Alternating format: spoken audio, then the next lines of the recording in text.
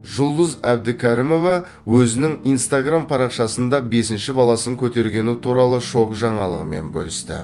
Мен бұл жаңалықпен басқаша бөлісем деп елестеттім. Жоғары көңіл күй, шарлар, әдемі көйлек, жақын жандар. Бірақ бәрі біз ойлағандай бола бермейді екен. Жарайды, қайырлысы. Көп созбай айтайын. Әлде шарымды, көйлегімді киіп алып айтайын ба?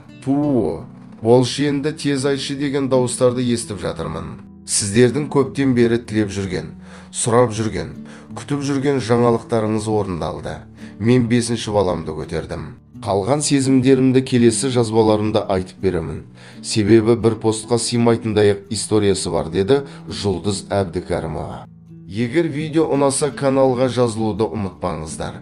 Видеоны ұсынған Айс KZ каналы.